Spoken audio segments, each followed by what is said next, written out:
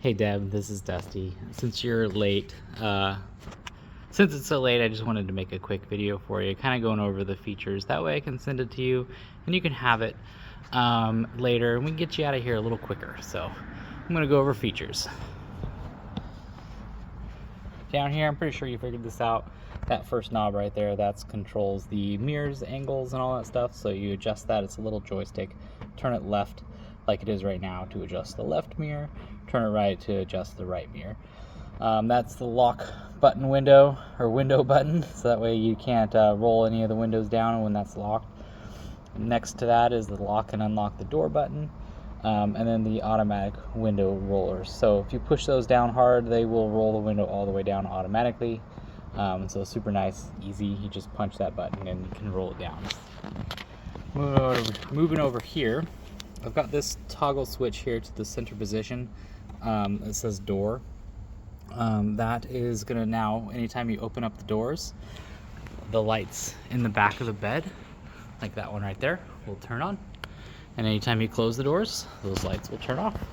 I recommend not ever messing with that switch, because if you accidentally leave it on, it's super easy to forget and you might burn, kill your battery. So this we talked about, that's for dimming, or for turning on automatic brights. So when the brights are on, by flicking that forward, that turns the brights on. When that camera that's up there detects those brights, or detects headlights, it will automatically dim those bright lights so you're not blinding other drivers. Next to that turns on the power inverter in the back. So your truck has to be running for that to be on. When you're at idle, it'll be running at 400 watts.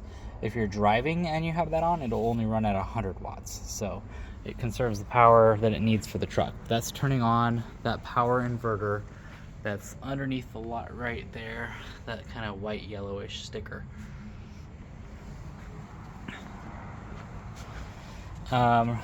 Next button, this is for traction control. So traction control, anytime a tire slips, the truck's automatically going to be transferring power away from that tire. Pretty much there's no good reason to push that button unless you're already stuck. Sometimes that can help you get unstuck, or if you want to break traction because you want to go spin donuts in a parking lot or something like that. We talked about this already. There's a good angle here. This is the switch for the there's not a good angle, but it's in the auto position. I don't know if you can see it. It's already in the auto position right there. So you can pretty much just use that for your blinkers and turning on your brights. If you leave that in that auto position, automatically turns the headlights off when it gets dark outside, or sorry, turns them on when it gets dark outside. There's also this switch right here. Again, I don't really have a good angle here.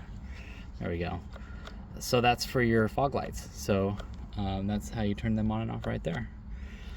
I'm going to leave it in the on position because it'll follow the command of this auto feature and turn off automatically. This D-pad right here, this is for adjusting the volume of your calls and your music, and then also changing the stations of your music. This is the button for doing voice commands. So you press and hold that to use any Apple or Android Auto features. But if you just press it once, the truck will say a command, and then you can tell it to do things too. I tend to use the Apple, actually Android in my case. I like that a lot better, but some people prefer this. It's just totally two different systems. So this mode button, that will change the radio from AM to FM. Unless you're on a phone call, then it just actually puts the people on hold so they can't hear you. Down here, those are the buttons for answering your call and hanging up your call. So when your phone rings, you're going to actually get a notification up there on the screen, and and on your phone as well. So you can answer on your phone, you can answer on the screen over there, or you can answer using these buttons right here on the steering wheel. So obviously this is the safest route. This directional pad up here, this one goes through all the different menus that are up here, which I can't show you because the truck's not on. So let me just turn it on. I'm going to not push the brake, and I'm going to push this button twice. That turns on all the bells and whistles in the truck. So now that that's on, you can see there's a little back button there. So if I push that same symbol right here, let me find it, that will get back and take me to the main screen. So it's going to constantly keep going back to that because I got all the doors open. But so the whole point of doing all that was just so I could show you this directional pad right here is what's going to navigate you through all these different menus that are up here. So this is the one I'm going to leave it on. Most people like that big display of your speed. So another button right here, this one's for that menu as well. This just brings you to the top menu of whichever one you're in. So if you ever get lost deep in one of those system settings, you can push this and get back to the top. This is for turning on the or adjusting the distance of the smart cruise control. So this will have a long, medium, and short setting. So if you push it, it'll be long, medium, and short when you have the smart cruise control engaged. This is for the lane detection. So this camera that's behind the mirror up here will detect the that right there. That will detect the lanes on the road, and it'll let you know if you're drifting. And it will very subtly correct your steering if you start to drift out of your lane. The stick back here behind, this is for turning on and off your cruise control. So you press the end of it to turn it on, and then once you get to the speed you want, you'll push down to set it. And if you want to adjust the speed up or down, you can do that way, and then pull it towards you to turn the cruise control off. Or if you touch the brake, that actually disengages the cruise control too. Moving down here, you got the start button. That's how we turn the engine on. Press the brake firmly and then push that to start the engine.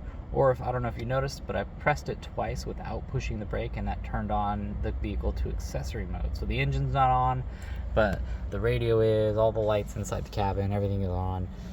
Just no gas is being used. So right there, that's for changing the drivetrain from 2-wheel drive to 4 and to 4 low. So that's what that button's there for. That is for the heated mirrors. So that right now they're off. You can turn them on when it's cold and you want to defrost those mirrors. Above that, you've got temperature control. We do have dual temperature control, so if you ever have a guest, they can have theirs cranked all the way up to high and yours can be cranked to low, and everybody's happy. This adjusts how much fan is blowing. This turns off that whole system. But the thing I wanted to show you was this sync button right here. So if I turn that on, I don't know if you saw, but that switched from high back to low. And now anytime whatever the driver does, it's synced up with the driver's side. So both the passenger and the driver's side will adjust. So being solo most of the time, I imagine, on some of your adventures, you'll probably want the whole cabin under your control, and you can do that right there. AC button, pretty self-explanatory. This is the recirculate button for when you're blowing hot air. You'll want to have that on to maximize the heat usage. Down below, we talked about some of this stuff already, but the ECT stands for electronically controlled transmission. So that's when you're towing. You're going to turn that on. It's going to change the settings for the for the transmission, so that way you can tow more efficiently. Next, right there, you do have a USB port. Now you do have to physically plug in to use Apple CarPlay and Android Auto, and that's the USB port that you'll be plugging into. However, you also have this key wireless charging. So if you turn this on, orange light means it's on. The pad down below, you throw your phone on there. As long as your phone has wireless charging capabilities, it'll charge up the phone right there. So again, you do have to physically be plugged in for Apple CarPlay and Android Auto to work, but if you're not using that feature because you prefer the Toyota manufactured navigation or whatever, you can just toss your phone down there to plug that in. And then the last thing there is that little auxiliary 12-volt jack, just like a normal cigarette lighter, except they just don't include the cigarette lighter part anymore. So, because everybody uses those for power supplies on everything. So, not a lot of stuff up here. There's that SOS button that we talked about earlier. I'm going to switch this to the door setting, so that way now anytime the doors are open, these cabin lights will turn on automatically. If you want to just turn them on when you're driving and the doors are closed, you'll press there, and if you don't want them on at all, that's the off button right there. You have a little bit of storage right here for some sunglasses or something.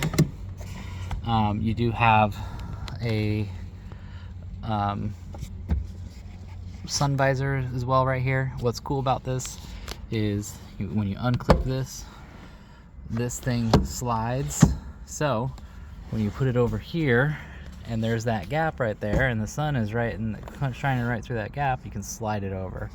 I don't know why every car in the world doesn't have this feature. Not even every Toyota has that feature. So it's one of the silly little things that I think is super cool about a Tacoma. And then you do have your little vanity mirror with lights that automatically turn on when you open it up. Sometimes people ask me about this little guy up here. This is actually the microphone that's going to pick up your voice when you're doing wireless hands-free calling and stuff like that. Let's see, what else? Other little thingy down here. There's that little square right there. That actually pops up or pops open when you need to tow the vehicle. You can't, if the battery was dead or something like that, you can't shift out of park. You pop that open, that'll release that so you can shift it into neutral to tow the vehicle. I don't know if there's another reason for that, but that's the one that I'm aware of. Let's see, what else can we talk about in here? I don't know.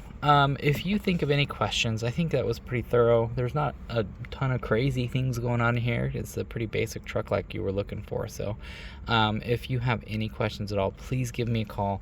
My cell phone number, as you probably already know, is 843-693-5644. Thank you very much, Deb, and have a great day.